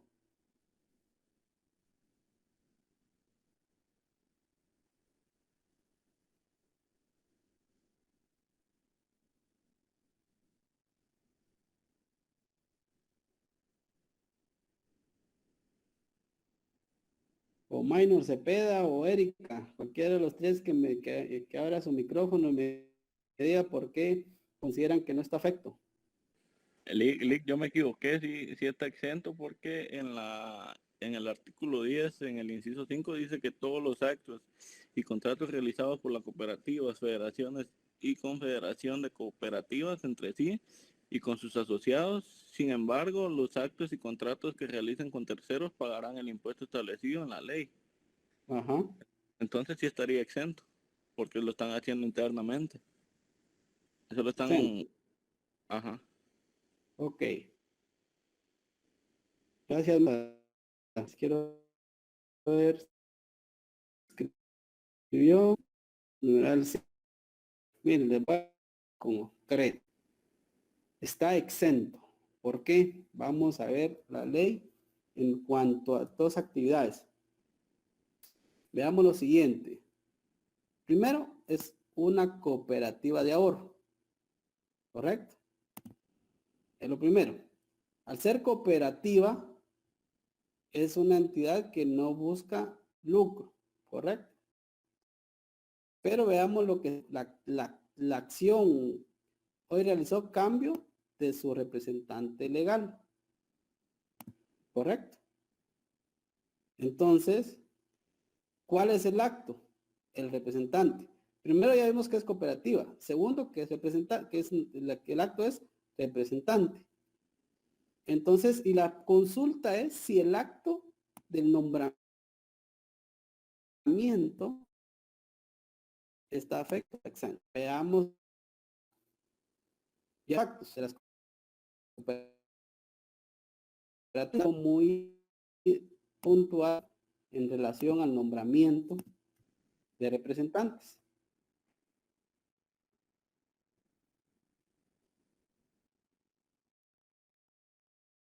Miren acá. Alguien escribió por ahí el numeral 5. Dice, títulos de credenciales o documentos de nombramientos de cargos o comprobantes, representación de personas jurídicas. Aquí entra, mira, representación de personas jurídicas. Pero dice que eso está afecto.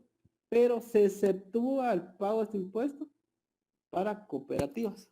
Entonces, no solo tengo la exención de que es una cooperativa, sino que también tengo la exención de que el mismo acto que tiene una tarifa específica me lo exento. Ahora explico cómo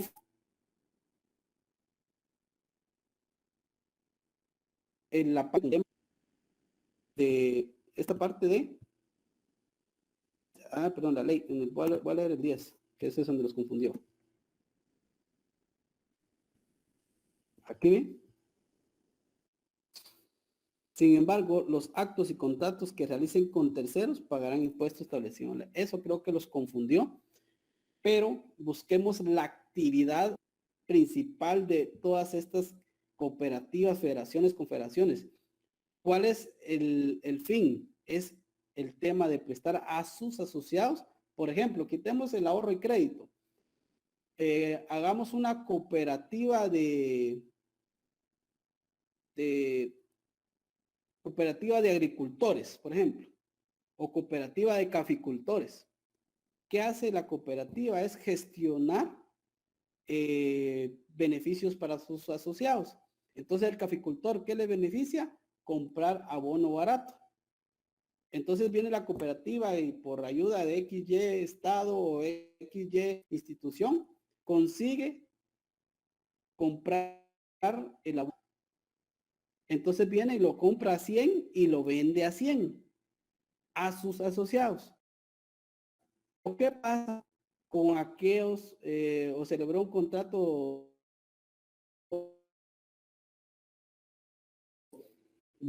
por venta de ese contrato como asociados?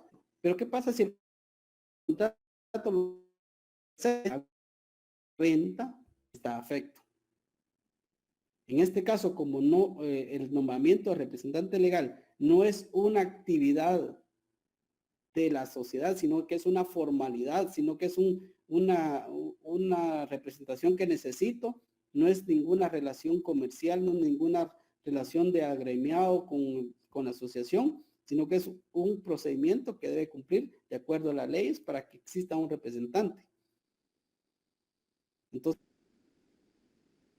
la ley busca que la agrupación, como sociedades, colectivos, gremiales, todo eso, lo que busca es que tengan un beneficio sin ánimo de lucro con los que pertenecen a cierta agrupación. No sé si estamos claros ahí, chicos, o tienen alguna duda.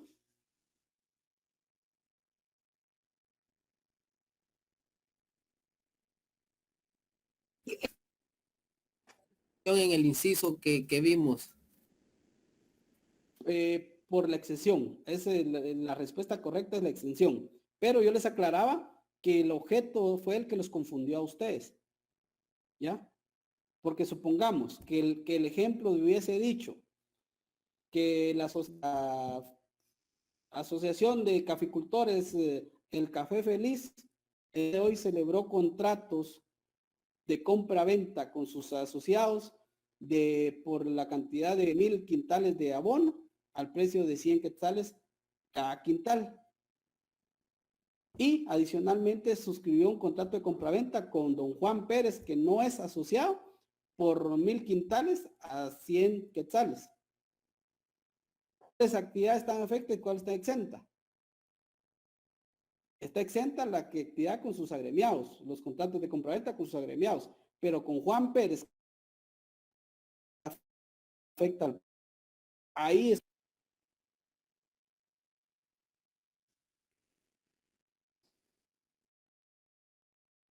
Vamos ahí. Sí, gracias, Lick. Ok, bueno, por cuestión de tiempo, vamos a ver si nos miramos uno más, y si no, pues yo les subo, son 5 casos más que tenía acá. Entonces yo se lo voy a subir a la plataforma para que ustedes lo estudien. Vamos a ver este de acá, el 3. El ingeniero Alfonso Fallas suscribe un contrato con la constructora La Quiebra S.A. para la construcción de edificio en la ciudad de Jutiapa. En dicho contrato se estipulan las condiciones y características de construcción. Ahorita voy, Anthony. El ingeniero solicitó los servicios de su persona para verificar si dicho acto está afecto al pago de impuesto de timbre fiscal y papel sellado especial para protocolos. Este está sencillo. Veamos. Terminemos este caso, Anthony, y miramos tu consulta al final. Este está sencillo. El número 3, ¿está afecto o está exento?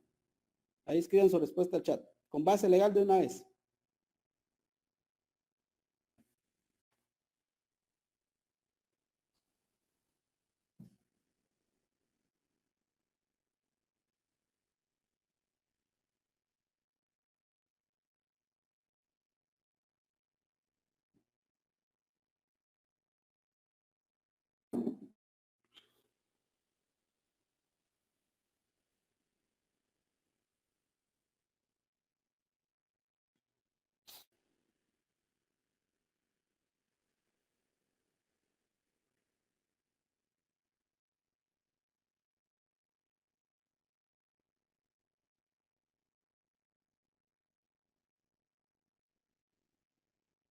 Vamos chicos, el numeral está sencillo. Ya escribió Erika, muy bien. ¿Quién es más? Alguien que...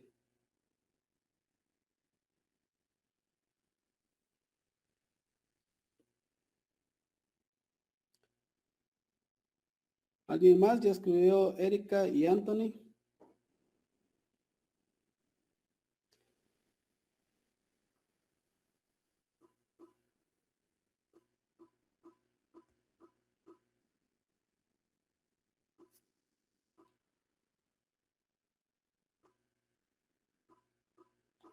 Bueno, chicos, esto les va a servir para su examen. Repasemos ahí. Solo hay 2 respuestas. 3 con Edwin.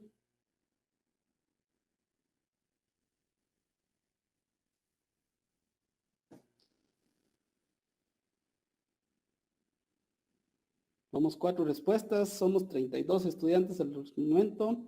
Veamos otra vez. Muy bien. Ruth, gracias. Veamos 4 o 5 respuestas. Catherine, muchas gracias. Le faltó el inciso, Catherine. Kelly también. María José. Seirin.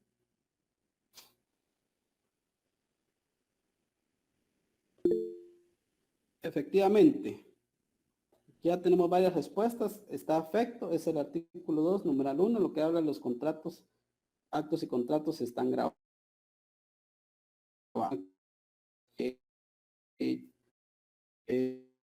Tiempo nos falta pasar la asistencia, entonces yo le voy a cargar estos ejercicios a la plataforma. Cualquier duda, consulta, me pueden escribir o la escribimos ahí en el grupo, y si no han logrado resolverlos, el día miércoles yo les traslado la respuesta, y dependiendo el tiempo que tenga, les puedo enviar algunos otros casos que yo me logre inventar. Entonces, muchas gracias chicos por su participación. Quiero ahorrar 5 minutitos para hablarles del examen.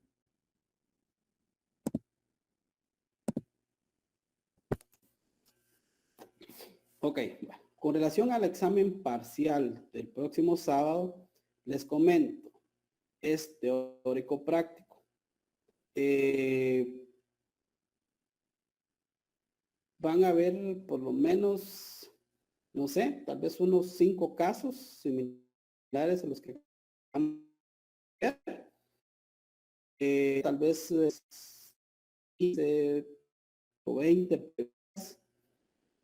Entonces, la metodología es que lo vamos a realizar a través de la plataforma RAD. El tiempo sí es limitado por derivado que tenemos, el derivado que tenemos el tema de que ustedes tienen el acceso al libro. Entonces, es en tiempo limitado. Lo voy a programar un poquito con tiempo no tan mala onda para efectos. Sin embargo, pues considerando, ¿verdad? Que cada uno pues tiene los elementos para ver, yo programo los exámenes pregunta página. Entonces, al tener pregunta por página y no les visualizar la pregunta anterior, entonces contesten detenidamente. Yo les voy a dar por esa red. Dentro de las preguntas van a estar mis casos prácticos. Entonces, el primer caso, le di casos de IVA, ¿verdad? Entonces, perdón, casos de timbre, y la otra persona en la teoría. Entonces van a estar mezclados para que el tiempo pues lo tengamos prudentemente para resolver el examen.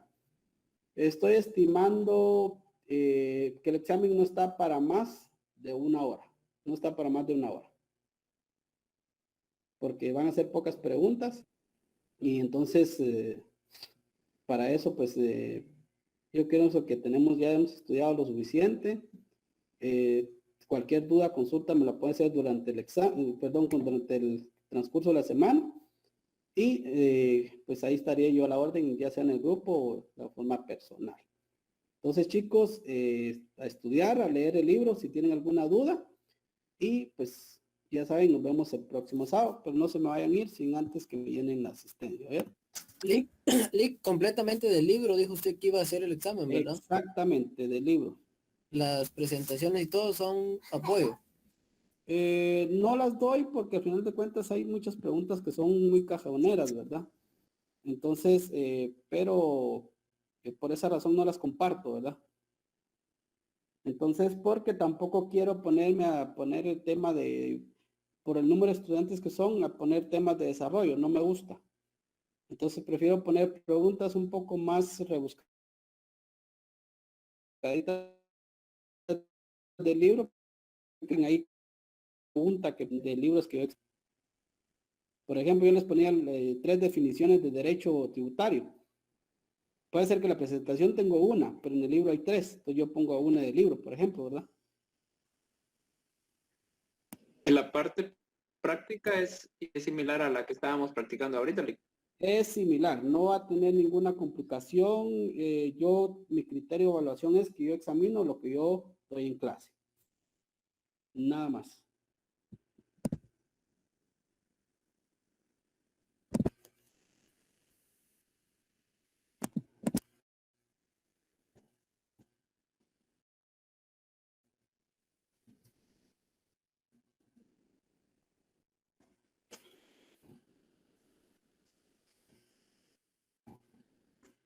Y vamos a tener acceso a la ley, Lick.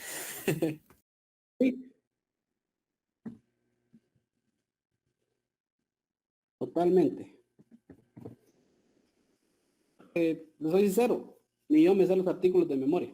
Para decirles que alguien se lo sabe de memoria es muy complicado.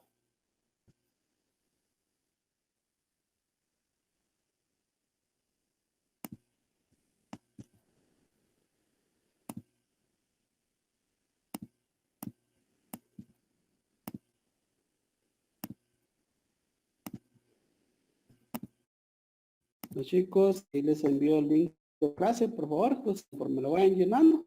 Ya se pueden retirar el próximo a las 12 punto, va a estar el programa examen. Sí, tenemos que conectarnos a través de la llamada de Google Meet en el mismo link con su cámara abierta, por favor.